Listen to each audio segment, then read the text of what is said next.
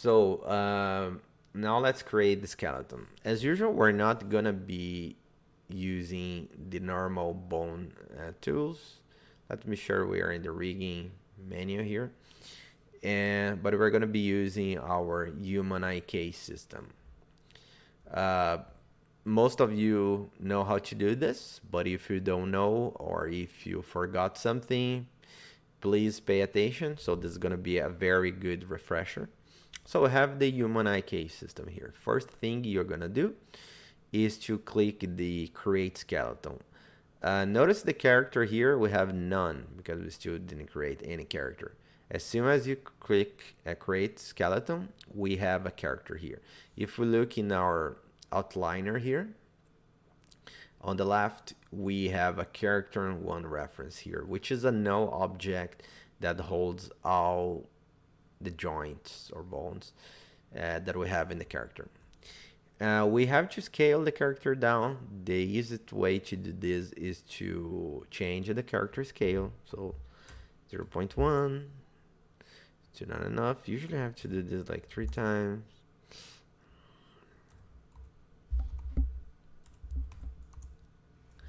So here's enough.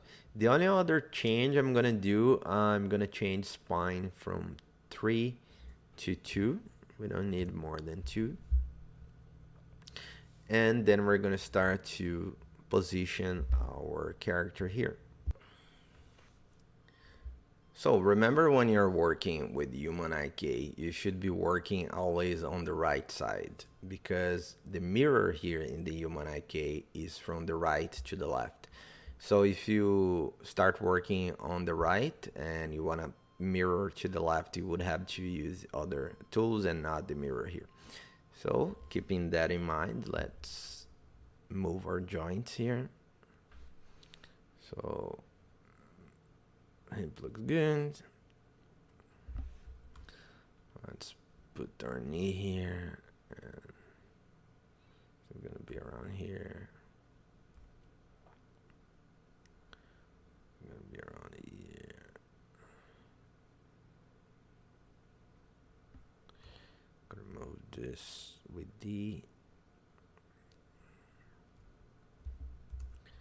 Let's look here in the side. I think the hip's almost good. It could be slightly to the back. Let's make sure we're getting the correct knee here. We're gonna be like this. Gonna be here. This one here is gonna be the toe roll. So you should be in the line where you want to have the deformation of the toe. If you're doing a more realistic character, it would be actually around here, but if you're doing a more cartoony, it would be more like here. And then we have our clavicle and our shoulder. Shoulder should be here. This one is the neck. Sometimes it gets confusing if this is a part of the spine or if this is the neck joint. If you're not sure, just check here on the character reference on the outliner on the left. So if you go down, you can see the joint you're actually selecting. If you have this closed, you're gonna have this light blue highlight here. That represents the hierarchy. So this is the parent of the hierarchy, not the actual joint. So you have to keep opening until you find the bright blue one, and that's gonna be the joint that you actually have. In this case, is the neck. So this should be in the base of the neck, which is around here. And this one on the top, if I open here, that's the head. So this should be in the beginning of the head. Sometimes what I do, I create a second neck joint, and then I have an extra joint here, like so I have kind of bone covering the whole head. That's not really necessary. Sometimes I like it because it makes the life easier to put a control there, so it's easier to get the head. But at the same time, if you're using geodesic voxel for skinning, it's better if every single joint is inside the mesh. So you get better results in your deformation. And that's what I'm going to be doing in this class. But you could do either way. So let's move the shoulder here in the correct position. Shoulder here. It should be around here.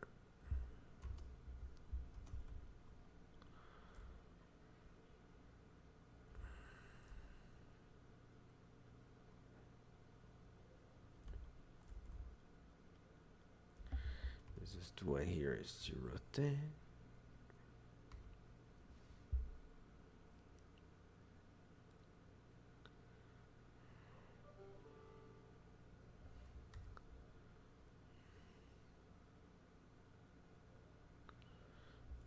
Press D. I want to move just the hand bone like this.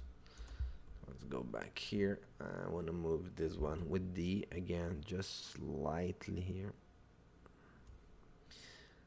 Sometimes if you do this little arc, avoid some problems you could have in the deformation. So like following the way the invert kinematic should follow. Okay, so this side looks pretty good. Now just click the mirror here, so everything's gonna be mirrored, and I think that's pretty good for the position of our joint in the body. Now we'll have to focus on the hand. The hand is always a little bit more of a pain, yes.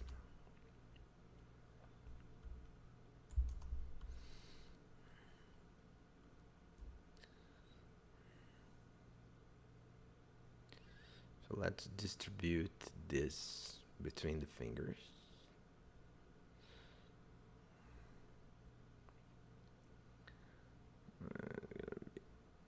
Here.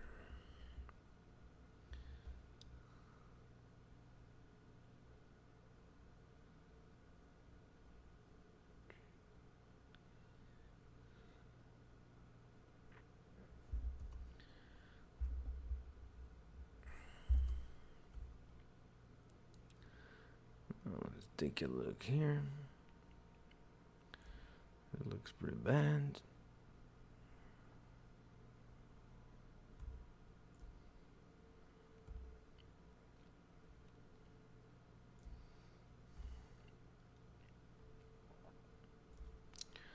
This should be here, and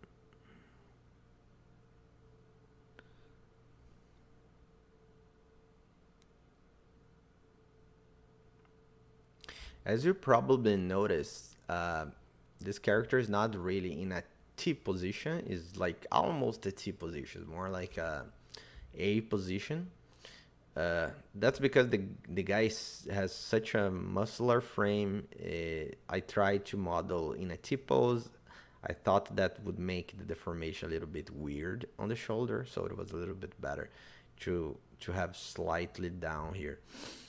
But HumanIK was made for a perfect T pose. So actually we're gonna get a yellow alarm in the HumanIK later, and when you're working here to put the joint is a little bit harder. So you have to work like this, like try to put the camera in a way that it would be flat. And if you notice, there's this little square, like yellow square. This yellow square represents, like, if you click there, you're moving in parallel to the camera. So that's what you want to do when you're positioned in this case here.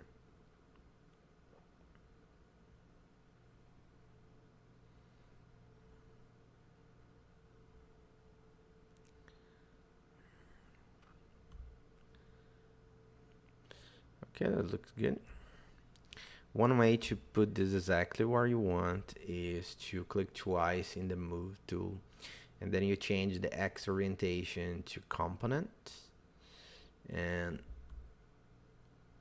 then you're gonna why am I not getting that? Oh yeah, that's not gonna because I moved, I didn't rotate. So yeah, forget what I thought about that.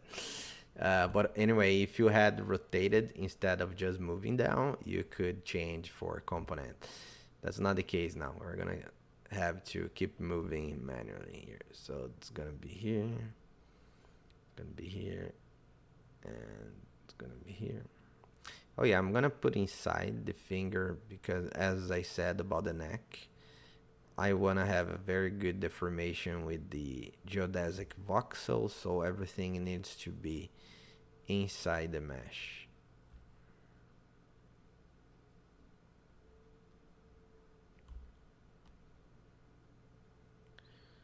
Okay, looks okay.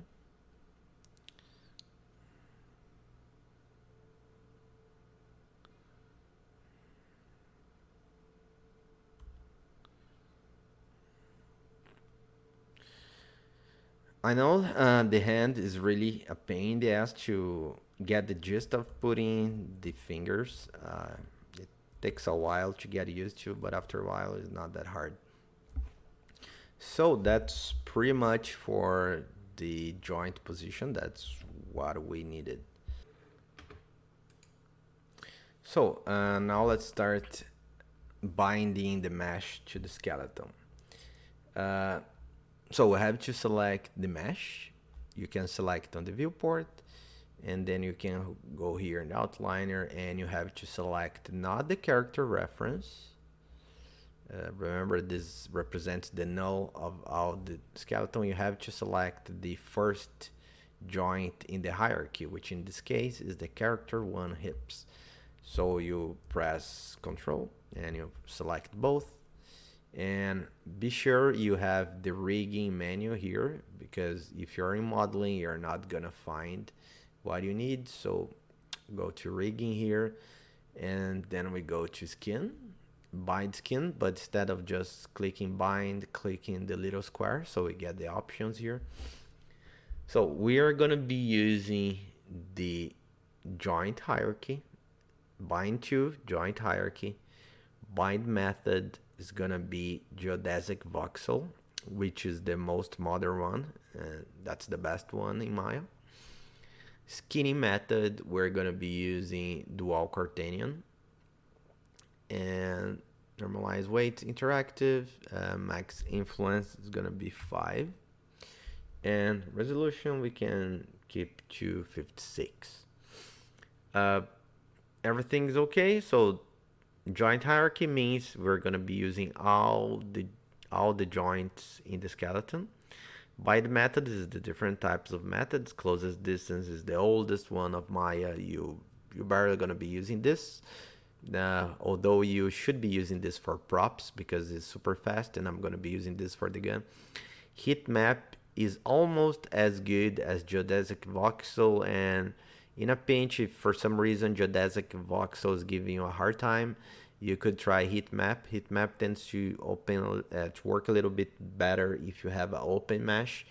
Geodesic voxel needs a closed mesh.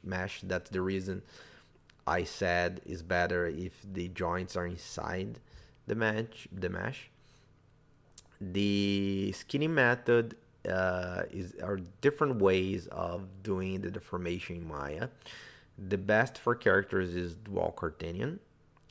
So what I'm gonna do, I'm gonna do the normal skin here, and then I'm gonna go back, I'm gonna undo, and I'm gonna show the classic and the main difference between the skinning method. So let's bind skin. If you didn't take my 3D Animation 1 class, if you're a little bit unsure about the skinning, what is the difference of rigging, skinning? Rigging is the whole process of creating the skeleton and then doing the skinning and doing all the connections in the character. Binding is putting the mesh with the skeleton together, and skinning is specifically the calculation that Maya does for the deformation of the mesh following the relationship with the skeleton. So now we have we bind with a skinner method. Let's check the result. So I'm going to select this joint here, and I'm going to rotate. Do not move the joint, because if you move the joint in this point, you're gonna have a serious problem, you're gonna scale your character, you're gonna deform your character. You should only rotate when you're testing the deformation. So let's rotate this, and you can see we get a very nice deformation here. Looks pretty good.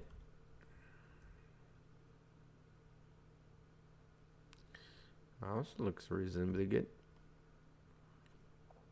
And the two most important parts where you should check is the shoulder with the chest and the leg. You should always check the leg and the hip. Looks pretty good. And then we go here. Looks pretty good too. Looks reasonably good. We're gonna test the hand. Remember, I was like just this little point is the joint of the hand. Let's see the result. Actually is even better than I expected. Very little that needs to be corrected later. Maybe a little bit here. There's a little deformation here, there, but does a pretty darn good job. Keep in mind, some years ago, like 5 years ago, 7 years ago, you would have to do a lot of manual weight painting. It was much, much harder. So be happy you're in 2020. No, don't be happy because we have coronavirus. But if it wasn't for the virus, it was pretty good time to be alive here. So let's go back here. I'm going to undo all of that.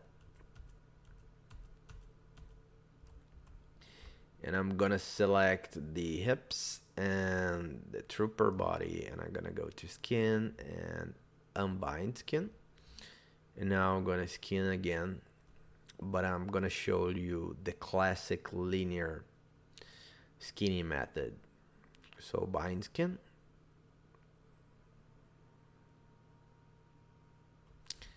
See, this is still geodesic voxel, but I'm using the classic linear instead of dual Cartesian. Let's see what happens here.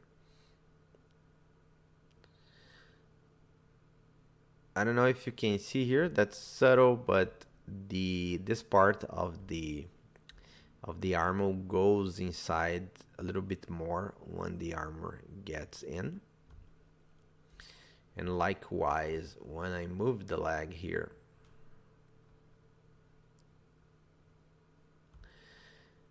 there's this part of the pelvis here kind of deflates, gets like thinner, as well this part of the leg. So basically, this is the main problem with the classic linear. The mesh tends to lose volume when you're using the classic linear. To be honest, the geodesic voxel works together with the skinning. So when you're using geodesic voxel, even the classic linear looks pretty reasonable, but it's still not as good for a character in comparison to the dual Cartesian. So you might be wondering, why do we have the classic linear? The reason is this unrealistic deformation is unrealistic for a character because it's losing volume. It is not unrealistic for some other applications. For example, you're doing a deformation of, I don't know, maybe a plastic tube or a paper tube. That would be a more realistic deformation for that type of material. You actually would lose volume.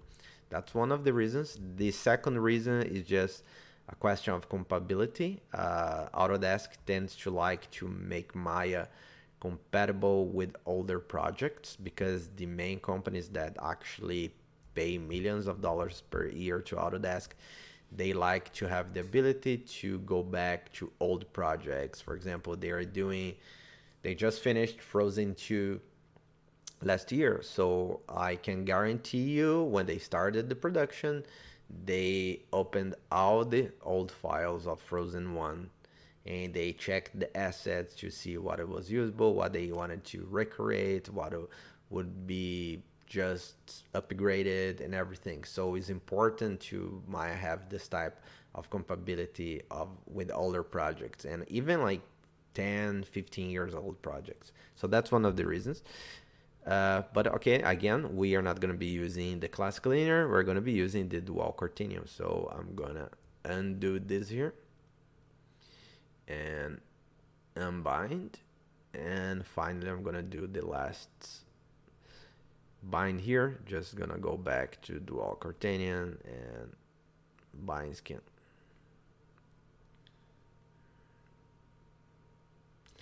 Okay, now we have the correct one.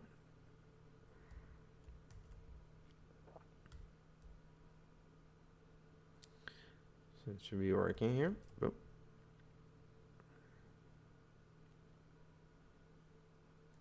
Here too.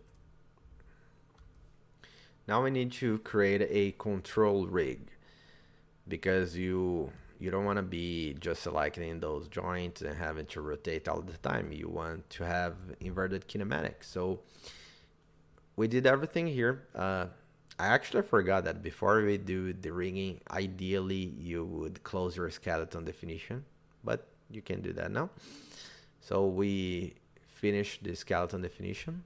Luckily, I didn't have a problem. Sometimes if you do that, what I just did, you could have like some jump of the joint and then your character would deform. Luckily, it didn't happen. So let's look here in the definition.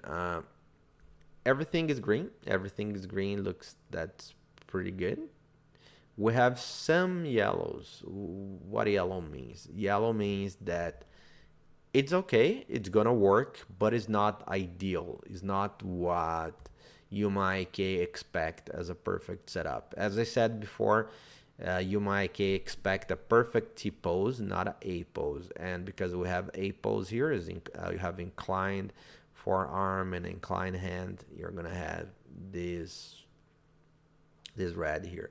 The fingers, they look good. They look all green, so we're fine. So to create the control rig, just click this guy here. So create control rig. Boom. It thinks a little bit, and then we get this. It looks kind of the same skeleton we have, but is actually a skeleton on top of the skeleton. And if you look in the outliner, you can see this. In the character one reference, we have the actual skeleton that is driving the deformation of the character. And then you have a second one, which is the character one control reference, which is the yellow skeleton with the controllers that we're going to be using to animate. So we can do some changes here before we start animating. First thing, you can have different types of controllers visually here. What we have here is we are using splines to have here, so you can pick the splines in control. You can either use the head-up display here on the right, or you can select on the viewport directly. You select here, so you can move the tool.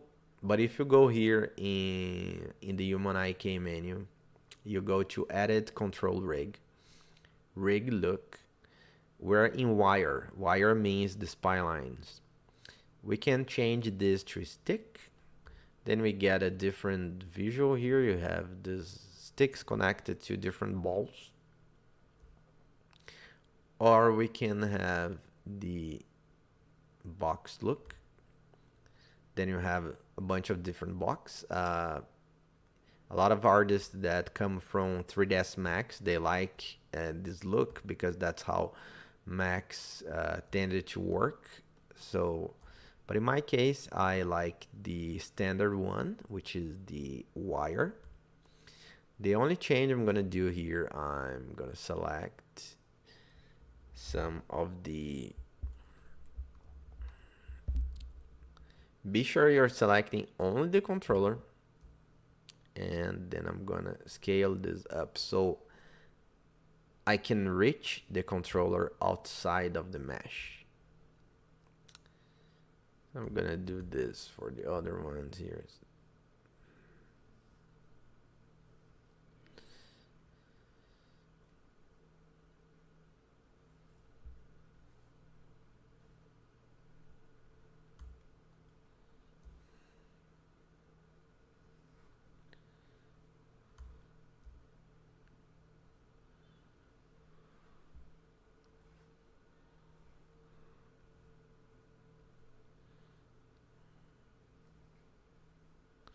I mean, this is very optional because you can actually select any joint here, but that make your life easier when you're animating because it's easier to pick exactly what you want.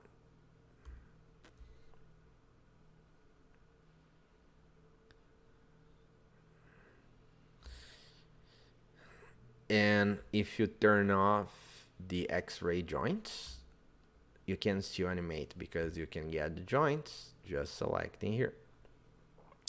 So that's one of the main things you have to do your control rig. So let's talk about a little bit how you select this. Remember, you can select, let's go back to X-ray joint. You can select any joint here. Selecting here in the HumanIK, if I select the ball is the same as selecting those controllers with the spine line.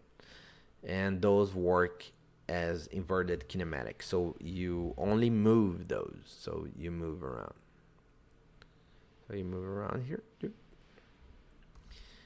If you want to use the forward kinematic, and that's one of the reasons HumanIK is good, you can use both at the same time.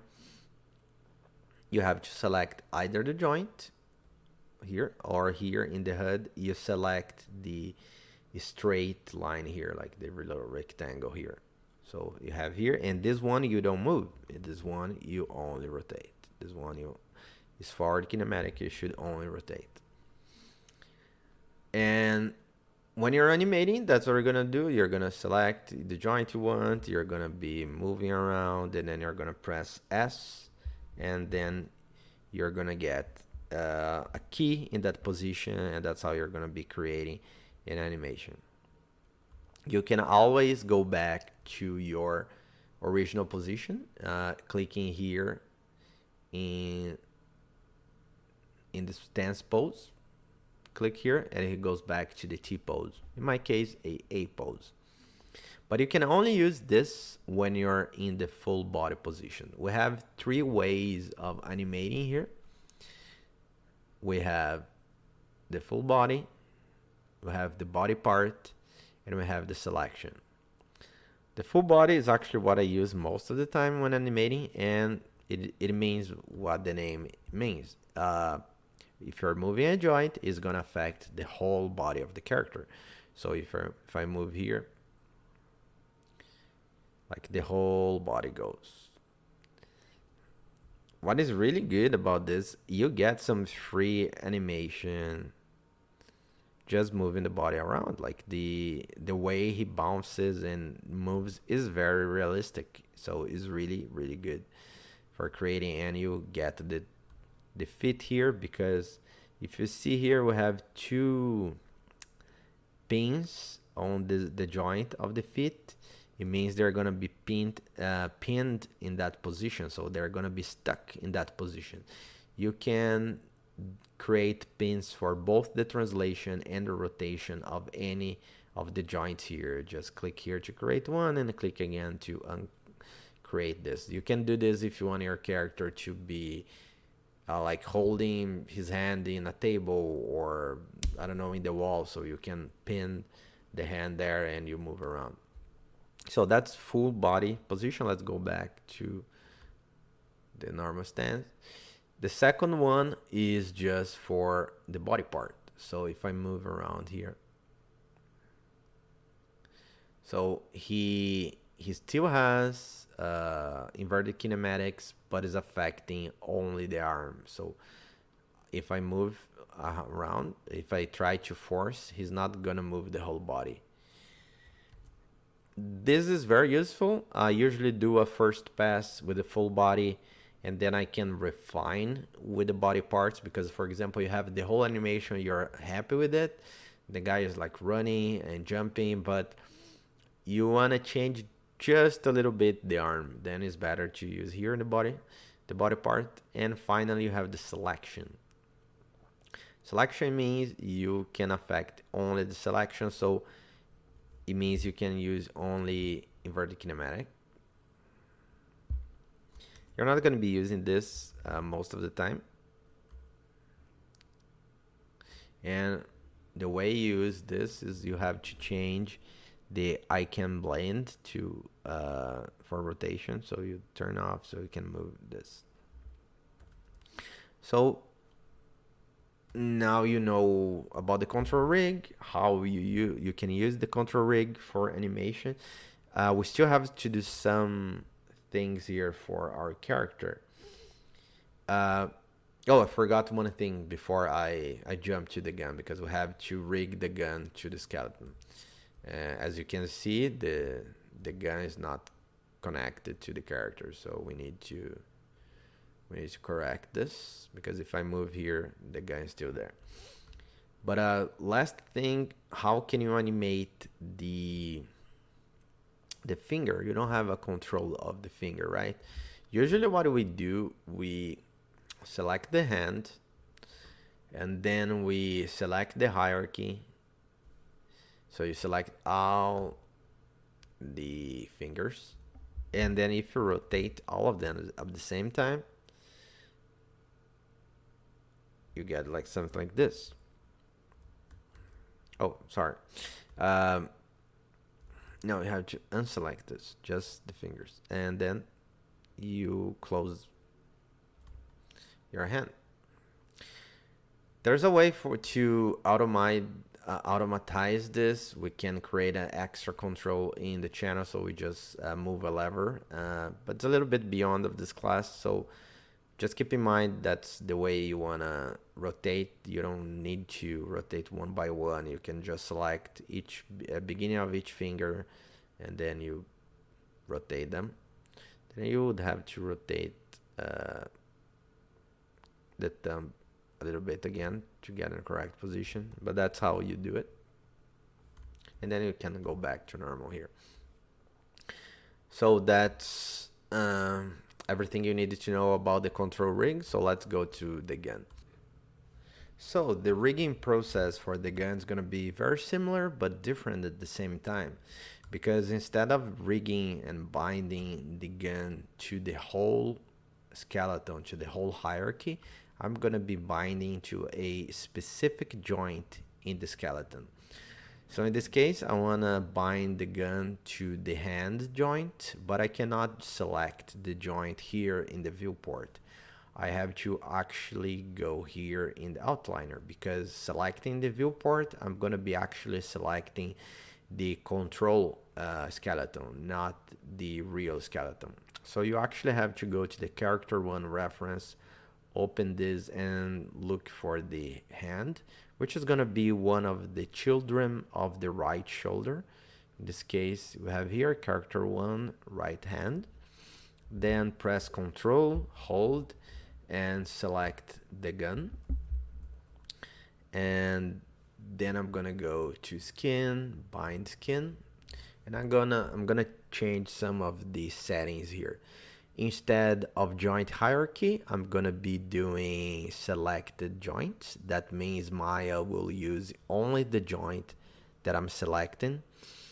Bind method, instead of geodesic voxel, we're gonna be using closest distance, because is the simplest one, it's gonna be the fastest, and that's all you need for now. Dual Cartanian won't make any difference because there won't be any real deformation.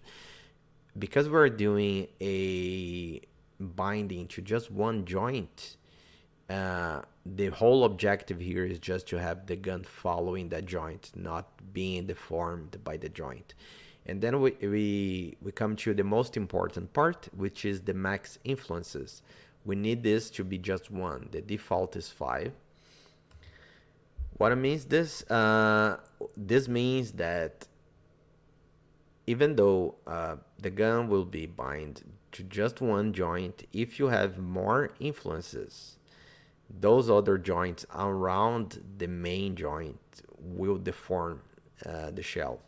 So you would have the gun being deformed by the fingers, by the forearm, etc. And that's not what you want.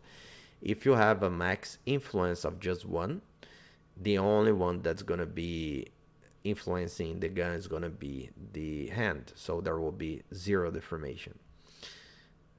It's a little bit confusing, but bear with me. press bind skin and you'll see that works. So now they are bind. Let's test this. Let's get the control rig and move this around. And as we can see, we have the gun. So our rig is almost done. We just need to do some slight adjustments in terms of the formation with the weight paint tool. For that, let's go back to our original stance pose. And then you have to go here in the rigging shelf and you're gonna use the weight paint tool, which is the first one in the second division here. You need to select the 3D object and not the skeleton, because the weight is information stored in the 3D model, not in the skeleton. So you have the 3D model, click twice in the weight paint tool, and you get this list of all the joints. And if you click in the joints, you can see the influence. So it's pretty simple to understand. White is 100%, black is 0%. So a part that is black in the model is not affected by that joint. Something that is white is 100% affected, and you have all the shades of gray representing different gradations of how much that joint influences those vertices and those polygons. So in this case here, what I want to do is to just check some slight deformations in the character. The geodesic voxel makes an amazing work. You almost don't need to correct, and this character specifically is really, really good. Sometimes you need to do some extra corrections, but this one's working pretty well. I think I'm gonna check a little bit here in the angle, and also a little bit here in the head, because when I go, the head goes up and down. I think it shouldn't affect this neck area that much, so I'm gonna paint a little bit there. First, I'm gonna start with the ankle. So let's go back to the weight paint tool. I have to have my 3D model here. So let's check. We have the left toe base and we have the left foot. I want to make the ankle a little bit closer to the ground. So I need to make this a little bit wider. So the mode is going to be paint. The paint operation is going to be replace, and the value, instead of 1 represents white, 0 represents black. I'm gonna do 0.25, and then I'm gonna paint. Remember, if you press B and middle mouse, and not middle mouse, B and click and drag, you can change the radius of your brush. So let's paint this. See, I'm painting with 25%. As I paint, you can see the feet going down because he's following the toe joint that's closer to the ground.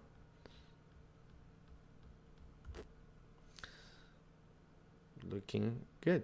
Could be maybe even a little bit stronger here, so 0.5. And no, 0.5.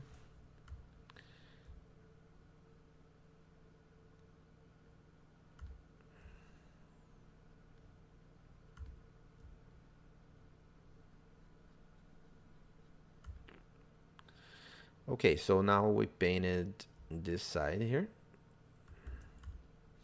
We have to transfer the weight from this side to this side here. So you can go to skin and mirror skin weights. Go to the settings tools. So let's see here. The mirror is gonna be Y and Z, positive to negative. I think that's good, and let's mirror it. Boom. As you can see, we corrected here, like now it's the same, and you can check this selecting that joint, which is going to be the right toe base. Just select here. You see now we have the same color. It was black before, now it's the same color. Okay, and now I want to correct a little bit here in the neck. So let's find my neck here, spine and neck and head. Here's what I want to do. Like, I don't think the head should be affecting that much this part here in the neck, in the back of the neck.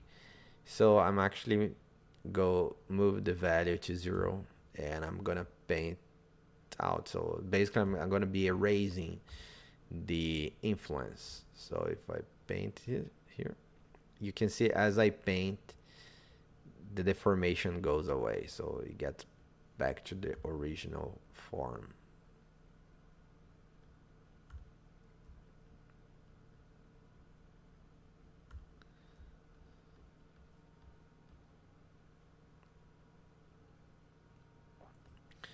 I'm exaggerating here. You need to have a little bit of influence here, so around here would be good.